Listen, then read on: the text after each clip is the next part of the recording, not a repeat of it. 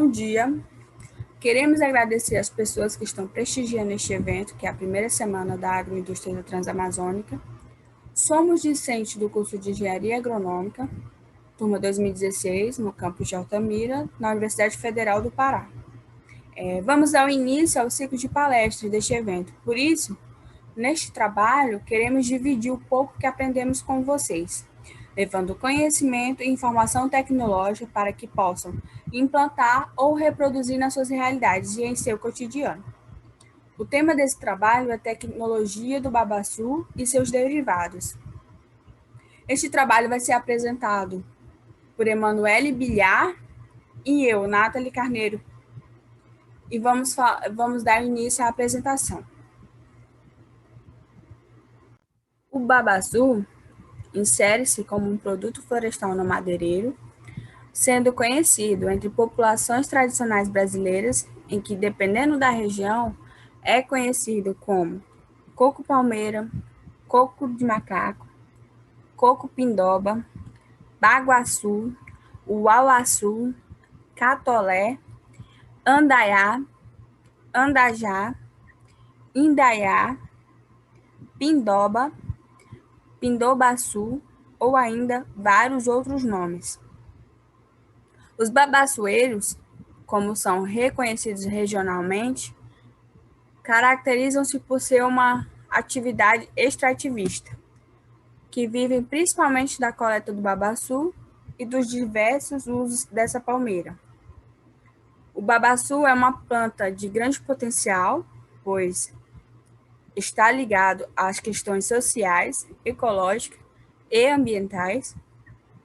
E essa planta ela é utilizada para alimentação humana e de animais, é utilizada nas indústrias veterinárias, de medicamentos, nas indústrias químicas, cosméticos, é utilizada também na construção de casas, a matéria-prima é utilizada para a fabricação de artesanatos e é alvo de pesquisas para a fabricação de biocombustíveis. Então, como origem do babaçu, o local de origem é da região norte e das áreas do Cerrado. Suas vastas áreas é conhecida como babaçuais, e ele pode ser consumido fresco e também é utilizá-los como subprodutos. Os frutos do babaçu são oleaginosos. Eles possuem amêndoas e são utilizados como receitas em vários cardápios pelo Brasil. Um exemplo é a farinha do coco babaçu e um prato, como de exemplo, é a canjica do coco babaçu, que é uma delícia. Então, como diferenciar a diversidade entre as espécies de babaçu? É identificada pela divisão das amêndoas dentro do coco babaçu. Com isso, temos as espécies que é Athalaia apoda, Athalaia phalaenata, Athalaia speciosa, Athalaia exígua, Athalaia eclair e Athalaia vitrivi.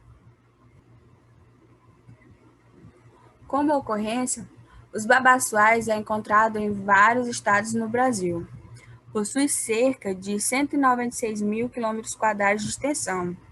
Esta área de ocorrência ocorre em faixas de transição limítrofes da floresta, que tem formação de vegetação da mata dos cocais, passando pela zona de transição de florestas úmidas, que é a bacia amazônica, e as terras semiáridas do Nordeste, no chamado Meio Norte.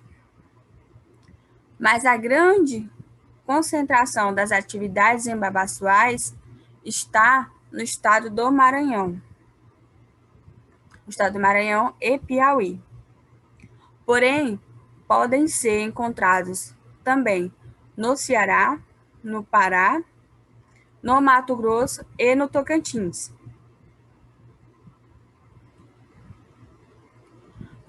Dados de produção. Região Norte, 2016, 270 toneladas. 2017, 319 toneladas e 2018, 426 toneladas. 2019, 425 toneladas. Na região Nordeste, no ano de 2016, 61.328 toneladas. 2017, 53.956 toneladas. 50.302 toneladas para 2018. 2019, 48.205 toneladas. No ano de 2016, no Sudeste, não teve um número significativo, mas em 2017, 54 toneladas, 2018, 74 toneladas e 2019, 73 toneladas. Para a região Sul, não teve números significativos durante esses anos. E na região Centro-Oeste, no ano de 2016, tivemos a produção de 1 tonelada, 2017, 2 toneladas e 2018, 3 toneladas. 2019, 3 toneladas. E ao total, em todo o Brasil, no ano de 2016, 61.598 toneladas, 2017, 54.330 toneladas, 2018, 50.804 toneladas e 2019, 48.706 toneladas. Eu quero chamar a atenção para os dados de produção na região Norte. Percebemos que ao longo dos anos houve um aumento nesta produção. E a gente pode levar em consideração que desde o início do contexto histórico na região Norte, a atividade de extrativista ela é muito forte nas populações aqui presentes, porque temos pessoas que moram em reseques, quilombos, os pescadores que vivem nas margens dos rios, as pessoas que moram em florestas, temos o exemplo aqui da Terra do Meio, que basicamente sobrevive dessa atividade, ou inclui ela na sua renda. Ou seja, não é uma atividade principal, mas ela acaba agregando a outros conjuntos de atividades, trazendo renda para essas pessoas. E aí podemos perceber que hoje a cultura que é bem forte e também extrativista é o açaí.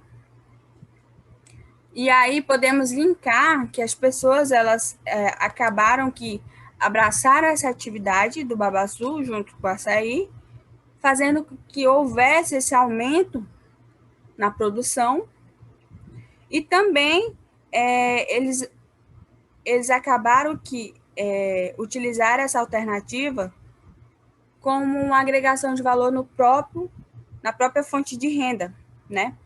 Fazendo então essa atividade um grande potencial, tendo uma agregação de valor na coleta dos frutos e também o aproveitamento como subprodutos, já que essas pessoas elas acabam vivendo da exploração do fruto, da fabricação de subprodutos e também a extração do óleo de amêndoas, o uso da matéria-prima para o artesanato, gerando assim uma agregação na fonte de renda destas pessoas.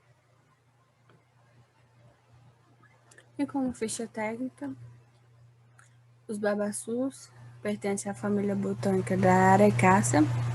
É uma família caracterizada por incluir grandes espécies de palmeiras. Tem como nome científico Atalaya falerata e Atalaya speciosa. Essa é uma das espécies, as espécies mais comuns encontradas e disseminadas pelo Brasil.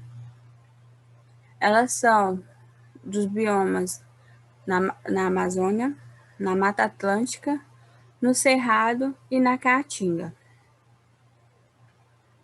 O porte da planta pode variar de 10 a 30 metros de altura, ou seja, uma planta muito alta. O caule ele é do tipo estipe e pode medir de 20 a 50 centímetros de diâmetro. As folhas são do tipo pinnadas.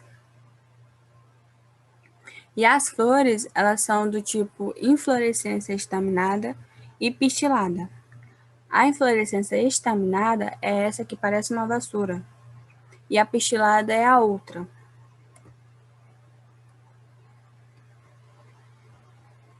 Quanto à frutificação, os babaçus eles frutificam a partir do 8º ano de produção e alcançam a produção plena após 15 anos. Ou seja, a floração ela acontece entre janeiro, fevereiro, março e abril, que é de estação chuvosa. E os frutos, eles vão amadurecer, né? Vão ser produzidos de junho, julho, agosto, setembro, outubro, novembro e dezembro. Isso depende da região e as condições naturais, como solo, umidade e a competição das plantas, seja por sobrevivência ou por luz solar. E o pico de queda dos frutos é de agosto, setembro, outubro, novembro e dezembro, ou seja, tanto passa pela estação seca como a chuvosa. Isso também depende da região, né? Uma característica identificada em alguns estados é que no Maranhão, a época de coleta do fruto é de julho a dezembro, e o ponto máximo de safra é entre setembro e novembro. No Piauí, a época de coleta é de agosto a dezembro, porém o pico da safra é entre novembro e dezembro.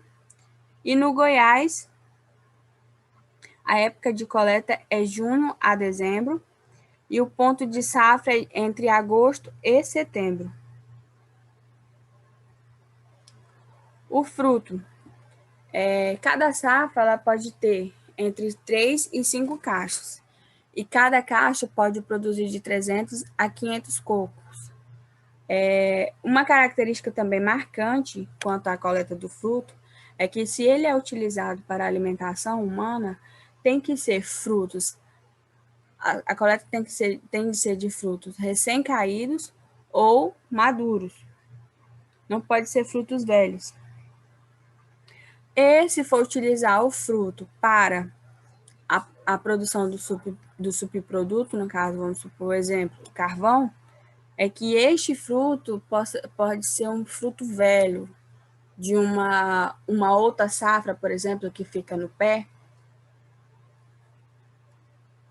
E quanto à semente, né? Ela é dividida em alguns aspectos. E aí, essa divisão é basicamente a letra A, ele é o epicarpo, que é a camada fibrosa e a rígida, ou seja, a casca de fora. B é a transição dessa casca para a parte interna, que é o mesocarmo. C, essa parte que fica mais atrelada à amêndoa, que é o endocarpo. E D, que nada mais é que a própria amêndoa. Bom dia, meu nome é Manuela Bilhar, eu sou aluna da agronomia e eu vou dar continuidade ao assunto, já salientando um pouco da relevância da Embrapa Cocais nesse contexto. Bom, a Embrapa Cocais, ela é uma das 42 unidades que existem no Brasil. Ela está vinculada ao MAPA e seu centro de pesquisa foi criado em 2009 com sua sede em São Luís, no Maranhão. Ela surgiu da necessidade e de uma grande demanda por tecnologias agropecuárias, mas também como uma forma de impulsionar o desenvolvimento do Estado. Alguma das suas atuações está ligada com o uso sustentável, com o aproveitamento de produtos e coprodutos de palmeiras nativas, como o babaçu, da valorização desses produtos, da geração de renda, na melhoria da qualidade de vida de muitas famílias, enfim. Mas outra proposta também da Embrapa é a de pesquisa. Em 2019, ela lançou esse projeto que buscava abrir novos mercados e tinha a finalidade de promover produtos alimentícios feitos com amêndoa do babaçu, para que pudessem ocupar novos nichos de mercado e agregação de valor. Com esse projeto, houve uma troca importantíssima de conhecimentos técnicos, científicos e tradicionais. Agora eu vou citar alguns produtos oriundos do coco babaçu, lembrando que o principal produto sempre vai ser aquele com maior valor agregado, né? Que tem um valor mercantil. E as amêndoas, elas vão se encaixar perfeitamente nisso aqui que eu estou falando. O óleo proveniente dessas amêndoas, eles são atualmente o principal foco no processamento do fruto. O coco, ele é extraído de forma manual, em sistemas caseiros e extrativistas, e essa atividade é a base do sustento de muitas famílias, como a gente vai ver mais futuramente. Como a Nath já citou, o Maranhão, ele é o maior produtor desses babaçuais, mas a região também tem ganhado destaque com relação ao processamento desse fruto, principalmente nas reseques. E essa área de transição entre o Cerrado, a Caatinga e a Amazônia, que é conhecida como a Mata dos Cocais, é uma região muito forte, que tem uma capacidade produtiva imensa, mas, claro, falta alguns incentivos, falta capacitação. E do fruto, a gente percebe aqui pela imagem que nada se perde, tudo é aproveitado. O epicarpo, o mesocarpo, o endocarpo e a amêndoa, que são as 4 partes que formam um fruto, têm grandes aplicabilidades, entre eles produção de estofado, de biocombustível, de farinha, de torta, de carvão, enfim. Tem também aplicabilidades mais industriais, como de etanol, metanol, ácido acético. E a gente vai destacar, ao longo do trabalho, 4 produtos, que são o óleo, a torta, a farinha e a biomassa, que já tem um mercado consolidado. O óleo de babaçu, ele possui muitas propriedades. Dentro de todos os óleos que existem aí no mercado, esse é o que tem maior índice de saponificação, ou seja, ele é o mais indicado para a fabricação de sabão. Ele também tem baixo iodo e refração, que vai qualificar ele para a produção de pomadas, e ele também tem uma ampla aplicação nessa área de cosmético, ele é bastante requisitado, ele também apresenta propriedades hidratantes, ácido láurico, que é excelente anti-inflamatório, ele é astringente, ele aumenta a imunidade. Ele também pode ser um substituto de óleos convencionais aí que utilizamos na cozinha, como o óleo de soja. Já a torta, ou o farelo, eu não indicaria como substituição, né, mas como um complemento nutricional ali da alimentação animal, e ele também apresenta uma excelente palatabilidade. A farinha, ou pó de babaçu, ele tem 60% de amido, é rico em fibras, é uma alternativa para farinha de trigo, e ele pode ser utilizado em várias receitas, como bolos, biscoitos, pães. E a biomassa residual do coco babaçu, ele possui um grande potencial de uso bioenergético e é também uma alternativa viável aí para o mercado. A farinha, ela é a primeira etapa dentro dos processamentos, a partir dela que surgem os outros subprodutos. A coleta é a primeira etapa. É realizada quando os frutos eles começam a cair. Nesse processo também é muito comum utilizar uma vara para manejar o cacho ou remissar um pedaço de madeira, que é a técnica do rebulo. E o transporte desses frutos ocorre geralmente em sacos ou cofos, que é esse material artesanal aí. Em seguida, com a chegada desses frutos ao local de processamento, é realizada uma limpeza, uma higienização, e esses frutos eles são descascados, é retirado todo o epicarpo. Isso ocorre 2 a 3 vezes até chegarmos ao mesocarpo. E aqui, esse mesocarpo ele é retirado de forma manual por várias pessoas, através de facas ou o que é mais comum, que é um porrete. Esses flocos eles são colocados para secar. Existem 2 formas, que é ao sol, onde eles passam alguns dias, até 4 dias, e também tem as estufas, que é algo mais presente em agroindústrias e tudo mais, em mini usinas, que fazem essa secagem durante 1 hora até levá-los à 5ª etapa, que é a trituração, que esse mesocarpo acaba virando um pó. Esse pó, em seguida, ele é peneirado para tirar algumas impurezas, pesado e embalado. Alguns citam o babaçu como um bom cicatrizante, protetor gástrico, antimicrobiano, além de um complemento alimentar que pode ser diluído em água, suco, leite, misturado na comida ou acrescentado em receitas, assim como fez a nutricionista Neide Rigo, ela colocou várias receitas aqui com produtos de origem amazônica, incluindo o babaçu. Com relação à produção do óleo, primeiro tem-se a secagem, onde os cocos ficam por uns 10 dias secando ao sol em girais, protegidos da chuva, de animais. A quebra do coco para retirada das amêndoas, onde é mais ideal que seja um processo realizado por pessoas experientes, para que não ocorra nenhum tipo de acidente.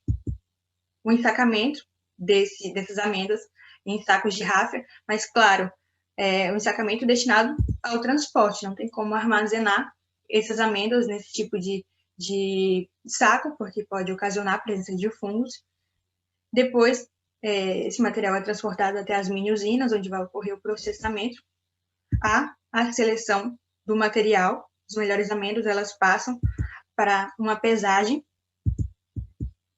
E nessa etapa anterior é feito as principais anotações, como o nome do produtor, a qualidade daquela amêndoa, o nome do atravessador, quem foi que levou aquela amêndoa. E depois, novamente, é feita a secagem em uma máquina. Aqui, essas amêndoas elas vão estar nesse local até que elas fiquem mais crocantes. E, claro, ela deve ser manuseada por uma pessoa mais capacitada, que entende do processo. Em seguida, é feita a extração do óleo. Ela pode ser feita em mini-usinas mais simples, onde tem processos maquinários distintos, ou em algo mais industrializado, como mostra a imagem, ao coamento desse óleo e depois, novamente, a pesagem.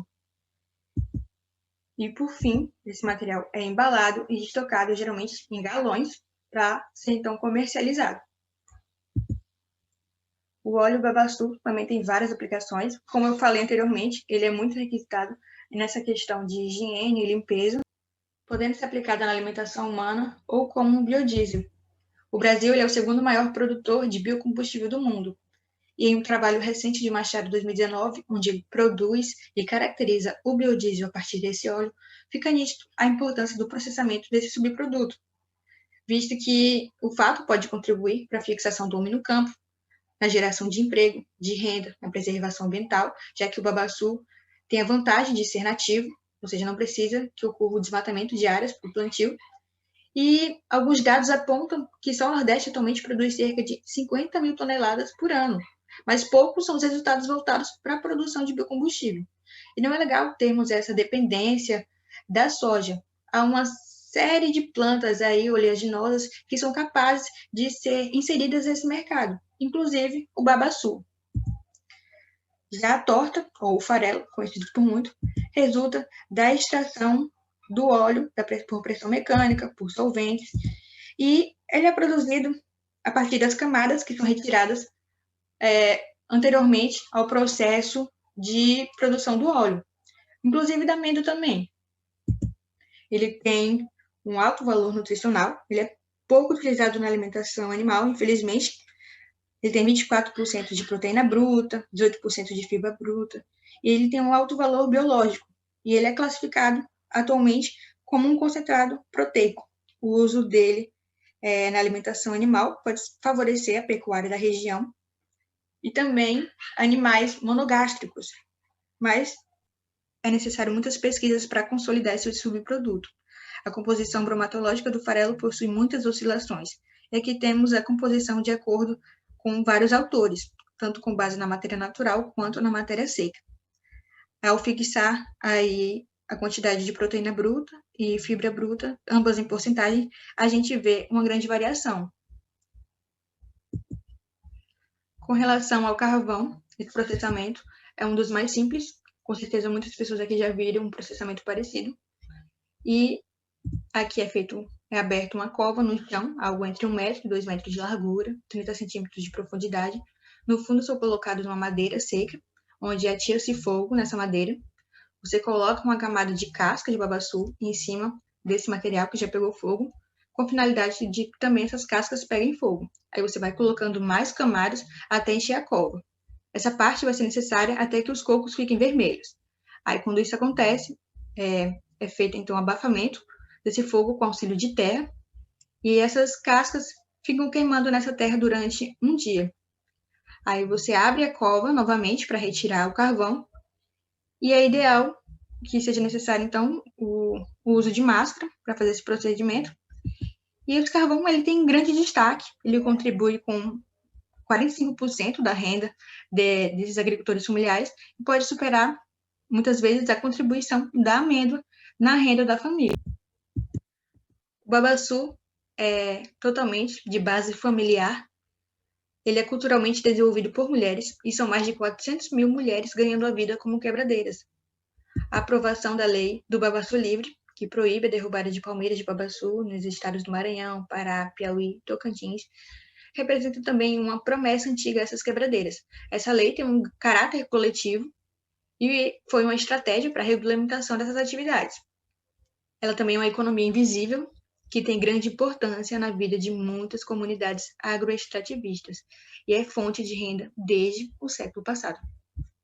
Para finalizar o nosso trabalho, temos como considerações: concluímos que o fruto do babaçuzeiro tem grande potencial econômico, social e possui uma enorme aplicabilidade na indústria, pois o aproveitamento do fruto é quase por completo. O processamento desses produtos gera renda para muitas famílias do interior do norte e nordeste do país. Atualmente, a luta está voltada para a agregação de valor, para o desenvolvimento da atividade e a inserção de novas tecnologias e preservação do meio ambiente e dos saberes tradicionais. São as nossas referências bibliográficas e muito obrigado. Agradecemos a oportunidade, agradecemos as pessoas que prestigiaram o nosso trabalho. Muitíssimo obrigado. Tenha um bom dia.